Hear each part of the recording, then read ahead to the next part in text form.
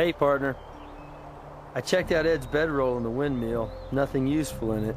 If he had any other clothes, he got rid of them.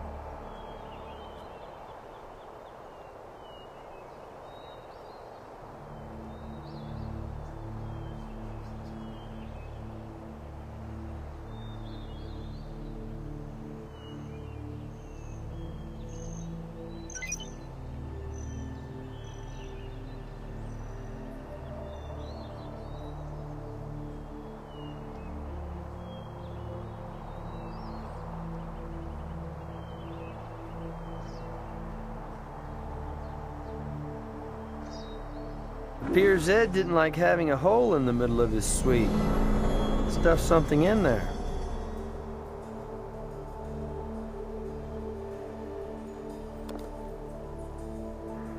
Man, what are you, the club pro? Didn't hear the ball come out the other end though, so let's take a look.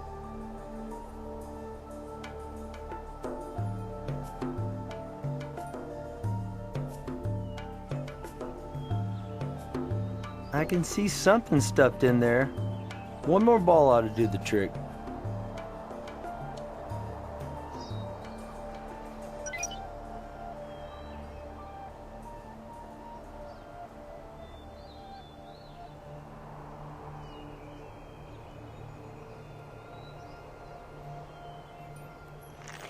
Wow, your bug hunting skills are impressive. You've got a future in entomology.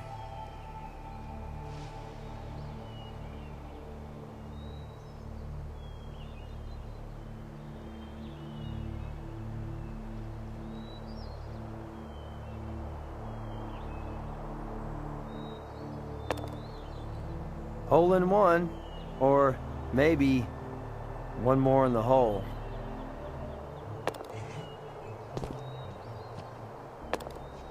If they had MVPs in miniature golf, you'd be it, Slick. That's a tightly rolled, rubber-banded wad of money that was stuffed down there in Ed's little bank.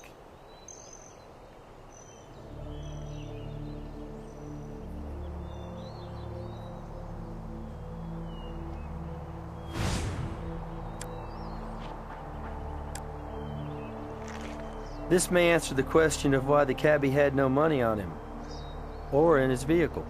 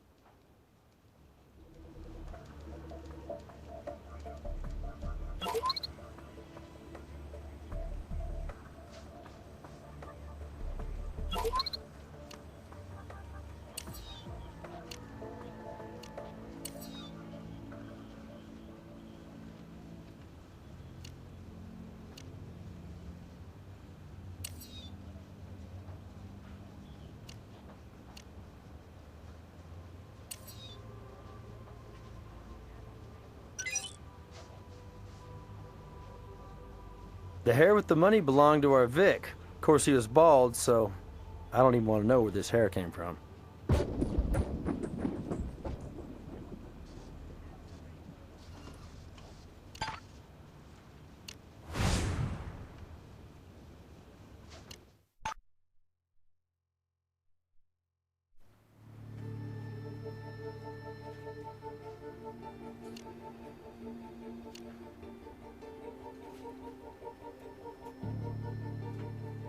Better golf score than I've seen in a while. Think we should have another chat with Freeborn Edsel, don't you?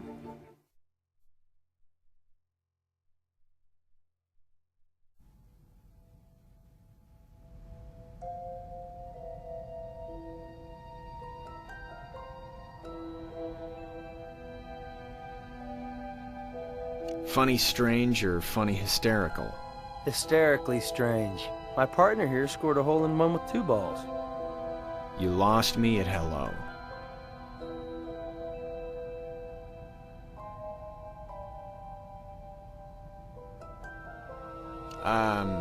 Oh, you mean my hidey hole. Well, sure, no problem, my brothers. I can explain that.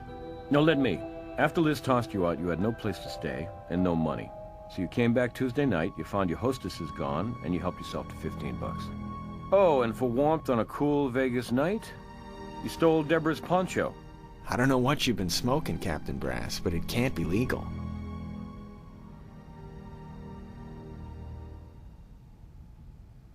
You knew that poncho and the record of harassment would implicate Deborah in Bob's burning.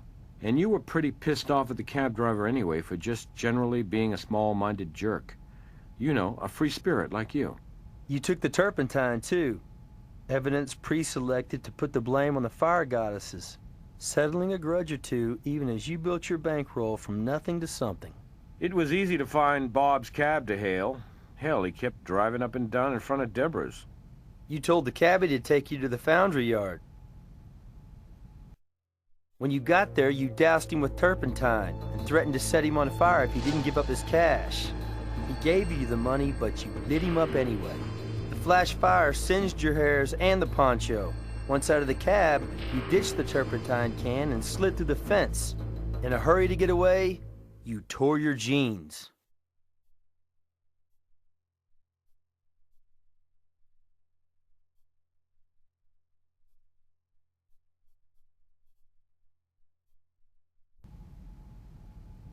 Then you ditched your clothes and shoes and headed back to Deborah's where you planted the poncho in the temple. So you got his money, but you really wanted to get even with the women, and maybe with Bob himself. You got it wrong. I doused the guy, okay, and he handed over his money, but I didn't want it. I was just trying to scare him out of being such a bastard to Deborah, right? I lit a match, but I was just trying to scare him. He went for my hand and the match dropped and we both got burned. And you just grabbed the money to save it from the flames. Be cool! It could have happened that way, right? And if it didn't, if I did do it the way you say, then all I really did was rid this beautiful planet of one ugly bigot. And you should give me a medal, not put my ass away. Maybe I was sticking up for those fire goddesses and their lifestyle. And mine! All we really wanted to do was live free, to spread the love. And the bigots of the world, the Bobs of the world, they're the ones that deserve to get burned. You said it yourself, Mr. Freeborn. You and Bob both got burned. And where you're going, you'll find a lot of people living alternative lifestyles, including white supremacists like the late cab driver. You'll have plenty of opportunity to spread the love.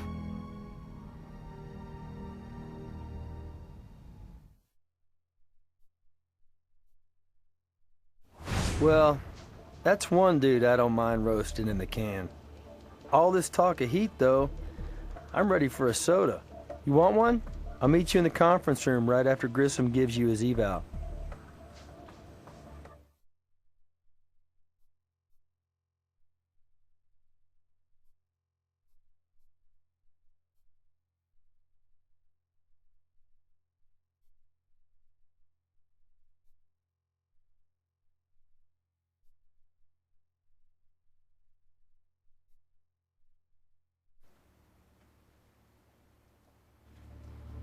All right, here's your evaluation. For evidence, you found everything there was to find. For hints, you didn't need any at all. And, at the end of the day, you followed the evidence to a clear conclusion. I can't argue with that. Outstanding work. You've investigated every possible angle on this case. I'm giving you the highest mark available. Doesn't happen often, but I'm very impressed. And by the way, thank you for all the new specimens you found for my collection. I'm recommending you for an extra bonus. Great hunting.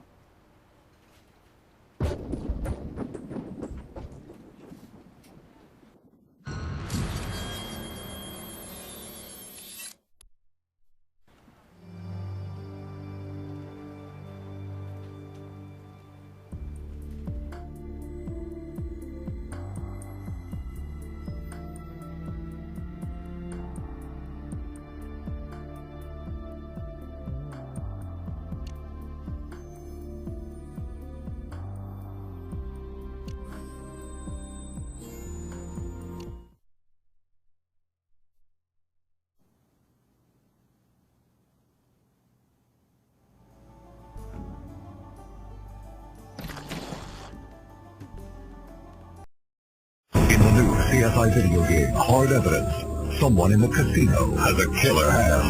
It slashes and cutting, and it hurts, but I fight back. Who the hell could have done this vicious thing? But with you on the CSI's uncover, searching my hotel room, harassing my wife, defies the odds. Suicide attempt? Are you out of your mind? Everybody in this case is guilty of murder, which opens doors on all kinds of suspects. I'll hit up a judge. CSI, Hard Evidence.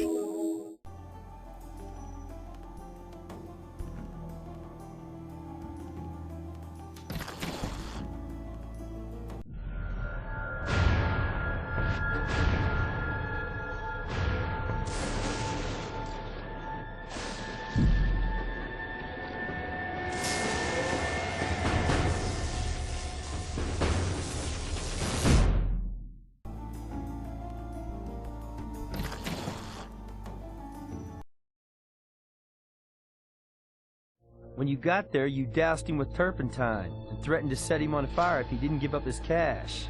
He gave you the money, but you lit him up anyway.